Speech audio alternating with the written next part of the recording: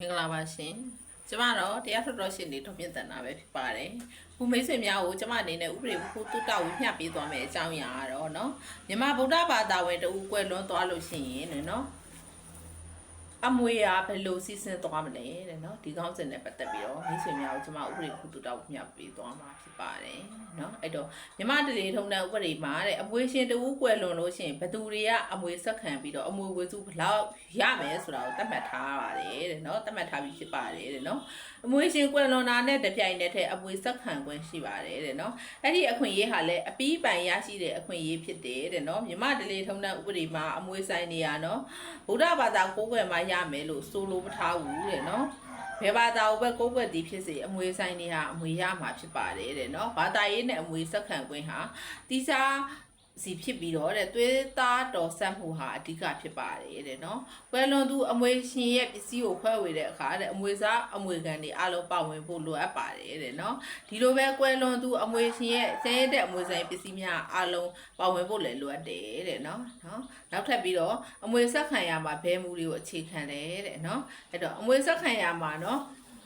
အခြေခံတဲ့မူတွေကတော့နော်အမွေကအောက်ကိုဆိုရင်အထက်ကိုမဆန်ရဘူးတဲ့နော်အဲ့တော့မြန်မာဒလီထုံးတဲ့ဥပဒေရဆွေမျိုးဆက်20ရှိတယ်တဲ့နော်အစံဘက်တဲ့အစုံဘက်ဆိုပြီးတော့နော်အဲ့တော့အစံဘက်မှာရှိတဲ့ဆွေမျိုးတွေကတော့မိဘဘွားပြပြနေဖြစ်ပြီးတော့အစုံဘက်မှာရှိတဲ့သူတွေကတော့နော်တေဆုံးသူရဲ့နော်ကွယ်လွန်သူရဲ့နော်ဇနီးသားသမီးမြင်းမြစ်တွေဖြစ်ပါတယ်တဲ့နော်အဲ့တော့ဒီမူအရတေဆုံးသူရဲ့အမွေကိုတဲ့တေဆုံးသူရဲ့အဖေနဲ့ညီမတို့နော်တရားပြန်ပြီးတော့ပြန်ကြတဲ့အခါမှာတဲ့နော်ညီမဖြစ်သူကအနိုင်ရခဲ့တယ်တဲ့ဘာဖြစ်လို့လဲဆိုတော့အဖေကအစံဘက်မှာရှိပြီးတော့ညီမကအစုံဘက်မှာရှိလို့ဖြစ်တယ်တဲ့နော်အမျိုးဆက်နီးသူကအမျိုးဆက်ဝေးသူကိုပယ်ထုတ်ရတယ်တဲ့နော်အဲ့ဒီမူရတင်ဆုံးသူအမွေရှင်ရဲ့တူဟာတဲ့ဥလေးကိုအမွေကနေပြီးတော့ပယ်ထုတ်လိုက်တယ်တဲ့နော်ဥလေးနဲ့တူနဲ့ဆိုရင်တူကနီးတယ်လေတူကအစုံဘက်လည်းဖြစ်တယ်ပေါ့နော်နောက်တစ်ခုကအမျိုးဆက်အနီးဝေးတူးနေလို့ရှိရင်အစုံဘက်မှာရှိတဲ့တူကရတယ်တဲ့နော်အစံတူးနေလို့ရှိရင်တော့နော်အစံတူးနေလို့ရှိရင်တော့အညီအမျှခွဲဝေယူရမှာဖြစ်တယ်တဲ့နော်ဒါကြောင့်မလို့တဲ့တူမတို့ရဲ့အမွေကိုတဲ့မိခင်နဲ့ဖခင်ဘက်ကဦးကြီးဦးလေးအစရှိတဲ့သူတွေကအညီအမျှဆက်ခံပြီးတော့ခွဲဝေယူကြရမှာဖြစ်တယ်တဲ့နော်အဲ့တော့ကွယ်လွန်သူရဲ့နော်တူမတွေနဲ့ဦးကြီးဦးလေးတို့ဟာတဲ့အမွေကိုအညီအမျှရကြမှာဖြစ်တယ်တဲ့နော်ကွယ်လွန်သူရဲ့သွေးဝက်ညီကိုမောင်နှမတွေနဲ့တူမတွေကအမွေကိုအညီအမျှရကြမှာဖြစ်တယ်တဲ့နော်ဗုဒ္ဓဘာသာဝင်တွေကတည်တန်းစာရေးခွင့်မရှိဘူးတဲ့နော်အမွေရှင်မိဘတွေရတဲ့အမွေအားလုံးကိုသားသမီးတဦးတည်းကိုပဲပေးကမ်းခြင်းဟာတဲ့မြမဒလေထုံးတဲ့ဥပဒေကိုစန့်ကျင်တယ်တဲ့နော်ကွယ်လွန်သူကြံရစ်တဲ့အမွေကိုတဲ့ဆက်ခံမှုဟာတဲ့အဲ့ဒီကွယ်လွန်စဉ်ကနဦးနော်ကနဦးပေါ်ပေါက်တဲ့အခွင့်အရေးကိုတရားဆက်ဆိုတောင်းခံမှုဖြစ်လို့တဲ့နော်ကွယ်လွန်သူနဲ့သက်ဆိုင်တဲ့မိသားစုဥပဒေအရဆုံးဖြတ်ရမှာဖြစ်တယ်တဲ့နော်တောင်းခံသူအမှုတွေနဲ့သက်ဆိုင်တဲ့မိသားစုဥပဒေအရဆုံးဖြတ်ပေးဖို့မဟုတ်ပါဘူးတဲ့နော်နောက်တစ်ခုမိဘများဟာတဲ့သားသမီးတွေအမှုဘယ်ခါမှဆက်ခံနိုင်တယ်လေတဲ့နော်အဲ့ဒါကကြတော့ကွယ်လွန်သူမှာတဲ့ခင်မောသားသမီးမြေးမြင့်တဲ့ညီကိုမောင်နှမတွေမကြံရဘူးဆိုလို့ရှိရင်တဲ့နော်သူ့ရဲ့အမွေတွေကိုမိဘတွေကပဲဆက်ခံရမှာဖြစ်တယ်တဲ့နော်နောက်လေများတူတည်ဆုံးသွားပြီလို့ရှိရင်ကြံရစ်တဲ့မုတ်ဆိုးပုံမုတ်ဆိုးမတွေအမွေဘယ်လိုဆက်ခံမလဲနော်ဒီကောင်းစင်နဲ့ပတ်သက်ပြီးတော့ရှင်းပြရမယ်ဆိုလို့ရှိရင်တော့နော်မြမတည်ထုံးတဲ့ဥပဒေအရဆိုလို့ရှိရင်တဲ့လင်းသိမ်းမရသိမ်းလင်းအားတဲ့ကျန်တဲ့အိမ်တော်ပစ္စည်းတွေကိုအကုန်ပိုင်တယ်လို့နော်ရေပုံရအဖြစ်ဆိုလို့ရတယ်တဲ့ဒါပေမဲ့လို့တဲ့နော်ဩရတသားသမီးရှိလို့ရှိရင်တော့တဲ့ဩရတသားသမီးရတဲ့ဖခင်ဒါမှမဟုတ်မိခင်တည်ဆုံးတဲ့အချိန်ကစပြီးတော့နော်12နှစ်အတွင်းမှာအမွေဆိုင်ပစ္စည်းအားလုံးရဲ့၄ပုံတစ်ပုံကိုအမွေတောင်းခံခွင့်ရှိတယ်တဲ့နော်ဩရတသားသမီးမရှိဘူးဆိုလို့ရှိရင်ကျန်ရစ်တဲ့မုတ်ဆိုးပုံမုတ်ဆိုးမတို့ဟာလည်းပဲတဲ့နော်အမွေပစ္စည်းရဲ့၄ပုံ3ပုံကိုဒါရခွင့်ရှိတယ်တဲ့နော်နောက်ဩရတသားသမီးမရှိဘဲနဲ့ကဏိဌသားသမီးတွေပဲရှိတယ်ဆိုလို့ရှိရင်နော်ကျဲတဲ့မုတ်ဆိုး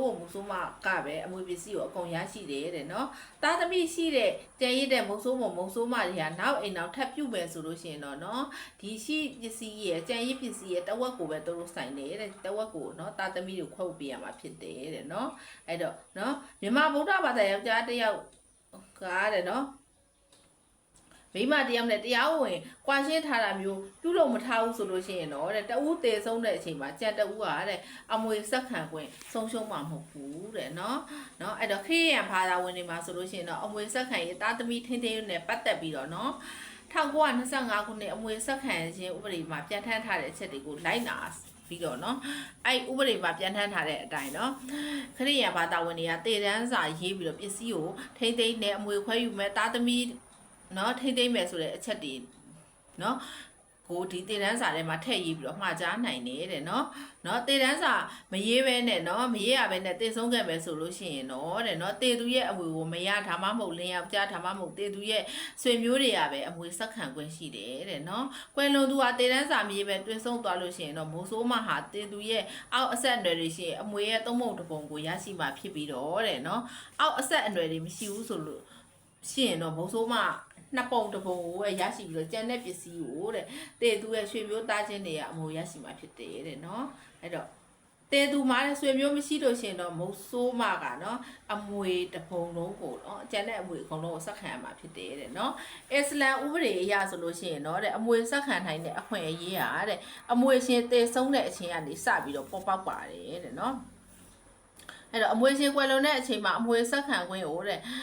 အမွေခံတွေကအပီးပိုင်ရရှိတဲ့အကျိုးခံစားခွင့်အဖြစ်ရရှိတယ်တဲ့เนาะအဲ့တော့အမွေရှင်မှာပေးဆက်ဖို့အကျွေးမီးတွေရှိနေတယ်ဆိုရင်တော့ပထမဆုံးအကျွေးတွေကိုအရင်ဆက်ပေးရမယ်တဲ့เนาะတကြိုစိတ်သုံးဆွဲပေးရမယ်ပေးကမ်းထူထမ်းဖို့တည်တန်းစာနဲ့ပြုလုပ်ခဲ့တယ်ဆိုလို့ရှိရင်လည်းကျန်ပစ္စည်းဥစ္စာရဲ့သုံးပုံတစ်ပုံထက်မကျော်ဘဲနဲ့เนาะပစ္စည်းကိုတည်တန်းစာအရာပေးကမ်းထူထမ်းပြီးတော့ကျန်ငွေကြေးဥစ္စာတွေကိုအမွေခံသူတွေရရှိမဲ့ဝေပုံနဲ့အကြီးအချိုးကျခွဲဝေပေးပြီးမှအမွေကိုဆက်ခံရမယ်တဲ့เนาะဒါအစ္စလမ်တရားဥပဒေအရဆိုလို့ရှိရင်เนาะတဲ့ဟာနဖီဥပဒေမှာတဲ့เนาะအမွေစားအမွေခံ၃မျိုးခွဲခြားထားတယ်တဲ့เนาะအဲ့တော့အမွေစားမှုက၃မျိုးခွဲခြားထားတယ်တဲ့အဲ့ဒါတွေကတော့တဲ့တစ်ပုံသေးအမွေဆက်ခံသူတွေနှစ်အမွေကြံဆက်ခံသူတွေနဲ့၃ဆွေမျိုးနီးစပ်ဆိုပြီးတော့เนาะဒီလို၃မျိုး၃စခွဲခြားထားတယ်တဲ့เนาะအဲ့တော့အစ္စလမ်တရားဥပဒေမှာတဲ့ကိုစားပြုအမွေဆက်ခံတာတော့လက်မခံဘူးတဲ့เนาะဟာနဖီဥပဒေမှာပြဋ္ဌာန်းထားတာကတော့တဲ့ကွယ်လွန်တဲ့သူကနေเนาะပြီးတော့အလှမ်းဝေးတဲ့ဆွေမျိုးတွေကိုအမွေရနေပြီးတော့ဖက်ထုတ်တယ်တဲ့เนาะအဲ့တော့ဆွေမျိုးဆက်ဦးစားပေးအစီအစဉ်ဟာတဲ့အနီးဝဲတူးနေလို့ရှိရင်သွေးရင်းဆွေမျိုးကနေပြီးတော့သွေးတဝက်ဆွေမျိုးကိုเนาะဒီအမွေကနေပြီးတော့ဖယ်ထုတ်တယ်တဲ့เนาะအဲ့တော့เนาะအမွေကြံဆက်ခံသူချင်းချင်းမှာလည်းပဲတဲ့အမျိုးဆက်နီးသူကအမျိုးဆက်ဝေးတဲ့သူကိုဖယ်ထုတ်တယ်တဲ့เนาะဆွေမျိုးနီးဆက်အမွေဆက်ခံတဲ့အခါမှာလည်းပထမအုပ်စုမရှိမှဒုတိယအုပ်စုဒုတိယအုပ်စုမရှိမှတတိယအုပ်စုဆိုပြီးတော့เนาะဒီလိုမျိုးအစစ်စစ်ဆက်ခံရမှာဖြစ်တယ်တဲ့เนาะအစ္စလမ်ဥပဒေမှာကြတော့တဲ့လင်မယားအဖေအမေနဲ့သားသမီးတွေကိုဘသူကမှเนาะအမွေကနေမဖယ်ထုတ်နိုင်ဘူးတဲ့เนาะစွန်နီဥပဒေမှာဆိုလို့ရှိရင်တော့လူတယောက်ကိုရည်ရွယ်ချက်ရှိတာပဲဖြစ်ဖြစ်မရှိတာပဲဖြစ်ဖြစ်တတ်တဲ့လူကတေသူရဲ့အမွေကိုเนาะဆက်ခံပိုင်ခွင့်မရှိဘူးတဲ့เนาะအဲ့တော့အစ္စလမ်တရားဥပဒေမှာဆိုလို့ရှိရင်တဲ့လင်းသေးဆုံးတဲ့အချိန်ကနေစပြီးတော့မယားဖြစ်တဲ့သူကတဲ့အမွေဆက်ခံခွင့်ရှိလာတယ်တဲ့เนาะမယားသေးဆုံးပြီးရင်တော့တဲ့သားသမီးဒါမှမဟုတ်မြေးကြံပဲဆိုလို့ရှိရင်လင်းရဲ့အမွေဝေစုက၄ပုံတစ်ပုံဖြစ်ပြီးတော့သားသမီးမရှိလို့ရှိရင်တော့လင်းရဲ့ဝေစုက2ပုံတစ်ပုံဖြစ်တယ်တဲ့เนาะလင်းကွယ်လွန်တဲ့အခါမှာတဲ့သားသမီးမြေးပြည့်ကြံခဲ့လို့ရှိရင်တော့မယားရဲ့ဝေစုက10ပုံတစ်ပုံဖြစ်ပြီးတော့เนาะသားသမီးမြေးပြည့်တွေမကြံဘူးဆိုလို့ရှိရင်တော့เนาะဝေစုက4ပုံတစ်ပုံပဲဖြစ်တယ်တဲ့เนาะအဲ့တော့တေဆုံးသူလင်းယောက်ျားမှာเนาะမယားเนาะတယောက်တည်းပိုးပြီးတော့ရှိနေလို့ရှိရင်အဲ့ဒီမယားတွေကတဲ့အမွေကိုအညီအမျှခွဲဝူရတယ်တဲ့ခန်းဝင်ပစ္စည်းကိုမပေးခင်လင်းယောက်ျားတေဆုံးသွားခဲ့ရင်လည်းအမွေကိုခွဲချမ်းပေးခင်မှာမယားကအရင်ဆုံးလှုပ်ယူနိုင်တယ်ပေါ့နော်ဒါမှမဟုတ်လို့ရှိလို့ရှိရင်ယောက်ျားပစ္စည်းကသူမရဲ့လက်ဝယ်မှာရှိနေရင်တော့ခန်းဝင်ပစ္စည်းရဲ့တန်ဖိုးကိုတဲ့လှုပ်ယူထားနိုင်တယ်တဲ့လင်းသေးဆုံးတဲ့အချိန်မှာကျန်ရတဲ့မိုးဆိုးမဟာတဲ့ဤတဲ့အချိန်အတွင်းမှာစားစိတ်ရပိုင်ခွင့်မရှိဘူးတဲ့ခံစားပိုင်ခွင့်မရှိဘူးတဲ့เนาะဟိန္ဒူဘာသာဝင်တွေအတွက်ကတော့တဲ့မယားဖြစ်သူဟာတဲ့သူမရဲ့တဲ့เนาะတီးကြကိုပိုင်ပစ္စည်းကိုပိုင်ဆိုင်ပြီးတော့လင်းယောက်ျားတည်ဆုံးတဲ့အခါမှာတော့မယားဖြစ်သူဟာတဲ့เนาะမိသားစုအိမ်မှာနေထိုင်ခွင့်နဲ့ကျွေးမွေးစောင့်ရှောက်မှုကိုခံစားပိုင်ခွင့်ရှိတယ်တဲ့เนาะမိတ္တကရှာရဥပဒေမှာမိတ္တကရှာရဥပဒေမှာတော့တဲ့မိသားစုပိုင်ပစ္စည်းကိုကြံရှိတယ်เนาะအိမ်တော်စုသားတွေကဒါရရှိပြီးတော့တဲ့ကိုပိုင်ပစ္စည်းကိုတော့တဲ့ပိုင်ဆိုင်သူရဲ့အမွေခံတွေကပဲစက္ကန့်ရရှိတယ်တဲ့เนาะအဲ့တော့เนาะ မိဘတွေတဲ့နော်နောက်ကွယ်လွန်တဲ့အခါမှာတာသမီတွေကအမွေကိုဘယ်လိုဆက်ခံကြမလဲတဲ့နော်ဒီကောင်းစဉ်အောက်မှာကျွန်မဆက်ပြီးတော့ရှင်းပြရမယ်ဆိုလို့ရှိရင်တော့နော်ကွယ်လွန်သူအမွေရှင်ရဲ့အမွေပစ္စည်းကိုခွဲဝေတဲ့အခါမှာနော်အမွေစားအမွေခံတွေအားလုံးပါဝင်ဖို့လိုအပ်တဲ့ကဲ့သို့တဲ့နော်ကွယ်လွန်သူအမွေရှင်ရဲ့ကျန်ရတဲ့အမွေဆိုင်များအားလုံးပါဝင်ဖို့လည်းလိုအပ်တယ်တဲ့နော်ဗုဒ္ဓဘာသာဝင်တူကွယ်လွန်တဲ့အခါတဲ့ကြံခဲ့တဲ့အမွေပုံမှာတားပြစ်သူအစ္စလာမ်ဘာသာဝင်ကလည်းပဲအမွေဆက်ခံခွင့်ရှိတယ်တဲ့နော်ခရစ်ယာန်ဘာသာကိုးကွယ်တဲ့နော်မိဘအမွေကိုဗုဒ္ဓဘာသာကိုးကွယ်တဲ့တာသမီတွေကလည်းဆက်ခံခွင့်ရှိတယ်တဲ့နော်ထိုနည်းတူပဲတဲ့ခရစ်ယာန်ဘာသာဝင်အဘိုးဘွားတွေရဲ့အမွေကိုတဲ့ဗုဒ္ဓဘာသာဝင်မြေးတွေကလည်းဆက်ခံခွင့်ရှိပါတယ်တဲ့နော်နောက်မြမဒလေထုံးတဲ့ဥပဒေမှာတော့တဲ့နော်မိဘတွေတည်ဆုံးသွားမယ်ဆိုလို့ရှိရင်တဲ့ကြံခဲ့တဲ့တာသမီတွေကိုဒန်းတူအမွေအခွင့်အရေးပေးထားတယ်တဲ့နော်တားနဲ့သမီးကိုတဲ့ခွဲခြားပြီးတော့တားမို့လို့အမွေပိုးပေးတာမျိုးမရှိဘူးတဲ့နော်ကွယ်လွန်တဲ့မိဘရဲ့တဲ့ရွှေပြောင်းနိုင်တဲ့ပစ္စည်းမရွှေပြောင်းနိုင်တဲ့ပစ္စည်းအပြင်တဲ့နော်ဟိုအမှတ်တစိမ့်သုံးပြုခွင့်တွေကိုလည်းတာသမီတွေကိုအကြီးအမြတ်နော်ခွဲဝေပြီးတော့အမွေဆက်ခံခွင့်ရှိတယ်တဲ့နော်အဲ့တော့မြန်မာဗုဒ္ဓဘာသာဝင်တူရဲ့အမွေကိုတဲ့တခြားဘာသာခွဲအမွေဆိုင်တူကလည်းပဲတဲ့နော်တခြားဘာသာခွဲအမွေဆိုင်တူကစက္ခံပိုင်ခွင့်မရှိဘူးလို့နော်ပြဋ္ဌာန်းချက်မရှိဘူးတဲ့ဗုဒ္ဓဘာသာဝင်မိဘသေဆုံးမယ်ဆိုလို့ရှိရင်အစ္စလာမ်ဘာသာဝင်သားသမီးရလဲတဲ့အမွေဆက်ခံဝင်ရှိတယ်တဲ့နော်ဆိုလိုတာကဒီမိသားစုဗုဒ္ဓဘာသာမိသားစုတွေကပဲ तू ကပောက်ခွားကြီးပြင်းလာတယ်ပေါ့နော်သို့တော်လည်းတက်ကြီးလာတော့ဒါအစ္စလာမ်ဘာသာဝင်တဦးနဲ့အိမ်အောင်ကျသွားလို့ तू ကအစ္စလာမ်ဘာသာကိုဝင်လိုက်ရတယ်ပေါ့သို့တော်ညာလည်းပဲမိဘသေဆုံးဗုဒ္ဓဘာသာဝင်မိဘတွေသေဆုံးတဲ့အချိန်မှာ तू ကအစ္စလာမ်ဘာသာဝင်ဖြစ်သွားတော့ညာလည်းပဲသူ့ရဲ့အမွေကိုဆက်လက်ပြီးတော့နော်ဆက်ခံဝင်ရှိတယ်လို့နော်ဒီလိုမျိုးဆိုတာနော်ဒီမျိုးဆိုလို့တာနော်အဲ့တော့ဗုဒ္ဓဘာသာကိုးကွယ်တဲ့တာသမီဟာတဲ့ခရစ်ယာန်ဘာသာကိုးကွယ်တဲ့မိဘရဲ့အမွေကိုလည်းစက္ခံပိုင်ခွင့်ရှိပါတယ်တဲ့နော်အဲ့လိုပဲခရစ်ယာန်ဘာသာမိသားစုကပေါက်ခွာလာမယ်တို့တော်ညာလည်းအိမ်အောင်ကျသွားတဲ့အခါမှာဗုဒ္ဓဘာသာကိုကူပြောင်းပြီးတော့ကိုးကွယ်လိုက်တယ်ပေါ့နော်ကိုးကွယ်လိုက်ပေမဲ့လို့လည်းပဲမိဘခရစ်ယာန်ဘာသာဝင်သိဆုံးသွားတဲ့အခါမှာမိဘရဲ့အမွေကိုဗုဒ္ဓဘာသာတာသမီဟာဆက်ခံဝဲရှိတယ်ပေါ့နော်ဒါကိုပြပြတာเนาะအဲ့တော့เนาะနိုင်ငံခြားကိုအပိပိုင်ထုတ်ခွာသွားတဲ့နိုင်ငံသားเนาะနိုင်ငံခြားသားသမီးဟာတဲ့နိုင်ငံသားမိဘရဲ့အမှုကိုဆက်ခံဝဲရှိတယ်တဲ့เนาะအဲ့တော့ခုမြန်မာပြည်ကနေပြီးတော့ US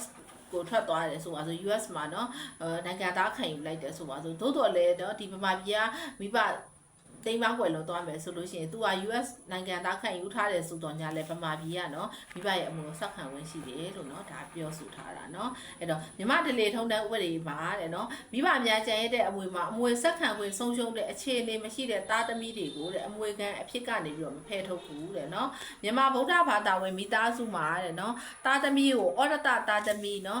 ်ကနိဋ္ဌသားသမီးကိဋ္ဌိမသားသမီးအပဒိဋ္ဌသားသမီးနဲ့တနုဋ္ဌသားသမီးဆိုပြီးတော့နော်ခွဲခြားသတ်မှတ်ထားတယ်တဲ့နော်အဲ့တော့ဩရတသားသမီးဆိုတာဘယ်လိုလဲသူတို့အခွင့်အရေးကဘာလဲနော်ဒါကိုကျွန်မဆက်လက်ပြီးတော့မိတ်ဆွေများကိုပြပေးသွားပါမယ်နော်ဩရတသားသမီးဖြစ်ဖို့အတွက်နော်တရားဝင်သားသမီးဖြစ်ရမယ်နော်တာရဲ့သမီးဖြစ်ရမယ်နော်နောက်သားသမီးဖြစ်သူကအဖေကွယ်လွန်တဲ့အခါမှာနော်သားဆိုလို့ရှိရင်နော်အသက်16နှစ်နော်သမီးဆိုလို့ရှိရင်လည်းအသက်16နှစ်ပြည့်ပြီးတော့သားဟာလည်းပဲအဖေရဲ့နော်လုပ်ငန်းဆောင်တာတွေကိုနော်အဖေကဲတို့နော်ဦးစီးလုပ်ကင်နိုင်သူသမီးဆိုလို့ရှိရင်လည်းမေရဲ့လုပ်ငန်းဆောင်တာတွေကိုနော်အမေကဲတို့ဦးစီးလောက်ကင်နိုင်တဲ့သူဖြစ်ရမယ်တဲ့နော်ဩရတသားသမီးရတဲ့အသက်16နှစ်ပြည့်တဲ့အချိန်မှာအကြီးဆုံးသားသမီးဖြစ်ချင်မှာတော့ဖြစ်မယ်တဲ့နော်အကြီးဆုံးသားသမီးဖြစ်ပေမဲ့လို့လဲသားဆိုလို့ရှိရင်လည်းပဲနော်အဖေရဲ့လုပ်ငန်းဆောင်တာတွေကိုနော်အဖေကဲတို့အားကိုပြီးတော့လောက်ကင်နိုင်တဲ့သူပေါ့နော်သမီးဆိုလို့ရှိရင်လည်းအမေရဲ့လုပ်ငန်းဆောင်တာတွေကိုနော်အမေကဲတို့နော်ဦးစီးဦးဆောင်လောက်ကင်နိုင်တဲ့သူဖြစ်ရမယ်တဲ့နော်စောအနာမကြသူယူတူပေါ်တူစိတ်ပေါ်တူတွေကတော့နော်ဩရတဖြစ်ခွင့်မရှိဘူးတဲ့နော်မျက်စိကန်းနေတဲ့လူတွေကတော့ဩရတဖြစ်ခွင့်မရှိဘူးတဲ့နော်အဲ့တော့ဩရတသားသမီးတွေရဲ့အခွင့်အရေးနော်ဩရတသားသမီးရဲ့အခွင့်အရေးကတော့တဲ့ဩရတသားဖြစ်လို့ရှိရင်အဖေကွင်လွန်တဲ့အခါသမီးဖြစ်ရင်အမေကွင်လွန်တဲ့အခါမှာတဲ့နော်ကျန်ရတဲ့မိဘစီရတွေအမွေလေးပုံတုံတောင်းဝင်ရှိတယ်တဲ့နော်အဲ့တော့နော်ကျန်ရတဲ့မိဘနောက်ဝင်အောင်ပြုတဲ့အချိန်မှာတဲ့ဩရတသားသမီးရတဲ့အမွေလေးပုံတုံတောင်းဝင်ရှိတယ်တဲ့နော်ဩရတသားသမီးရဲ့အကျိုးခံစား권ရအပိသက်အကျိုးခံစား권ဖြစ်တယ်တဲ့နော်ဩရတသားတယောက်တည်းသာရှိလို့ရှိရင်တဲ့နော်သူ့အမေနောက်အိမ်အောင်ကြတဲ့အထိစောင့်ပြီးတော့တောင်းလို့ရှိရင်အမွေတစ်ဝက်ရမယ်တဲ့နော်လေးပုံတစ်ပုံပုံပေါ့နော်အဖေကွယ်လွန်သွားတယ်ဩရတသားရှိတယ်အမေနဲ့ဆက်နေတယ်ပေါ့နော်အမေတင်ဆုံးတဲ့အချိန်အထိစောင့်ပြီးတော့နော်အမွေတောင်းမယ်ဆိုရင်လေးပုံပုံတဝက်ရမယ်တဲ့နော်လေးပုံပုံမဟုတ်တော့ဘူးနော်အဲ့တော့တကယ်လို့သာသားသမီး3ယောက်ရှိလို့ရှိရင်မိဘ2ပါတိမ့်ပါတဲ့အချိန်ဒီစောင့်တောင်းလို့ရှိရင်အမွေ3ပုံ ပေါ်ပြီးတော့เนาะတပုံရမယ်တဲ့เนาะမိဘတဘာဘာတိမ်ပါစေရမွဲ့အမွေဟာတဲ့မိဘကွယ်လော်စဉ်ကြံရတဲ့အမွေရဲ့၄ပုံတပုံဖြစ်ပြီးတော့တဲ့เนาะကြံရတဲ့မိဘနောက်အိမ်အောင်ပြုချိန်အထိเนาะစောင့်တောင်းမယ်ဆိုလို့ရှိရင်တဲ့เนาะကြံရတဲ့မိဘနောက်အောင်ပြုစဉ်တကယ်ရှိတဲ့ပစ္စည်းရဲ့၄ပုံတပုံကိုပဲရရှိမှာဖြစ်ပါတယ်တဲ့เนาะဒါဩရတတာသမီးတွေရဲ့အခွင့်အရေးတွေเนาะကျွန်မ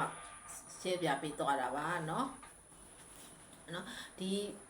ဗီဒီယိုလေးကိုကြည့်ခြင်းအပြင်မိတ်ဆွေများเนาะဒီအမွေမှုကိစ္စရပ်တွေနဲ့ပတ်သက်ပြီးတော့သိရှိပြီးတော့เนาะဆက်လက်ပြီးတော့ဆွေးနွေးလိုတာရှိရင်လည်းပဲเนาะကျမရဲ့เนาะဖုန်းကိုเนาะကိုယ်တိုင်တော့၎င်း email ကိုတော့၎င်းဆက်သွယ်ပြီးတော့မြင်းမြတ်ဆွေးနွေးလို့ရပါတယ်เนาะမိတ်ဆွေများအားလုံးကျန်းမာချမ်းသာကြပါစေလို့ဆန္ဒပြုပါတယ်ရှင်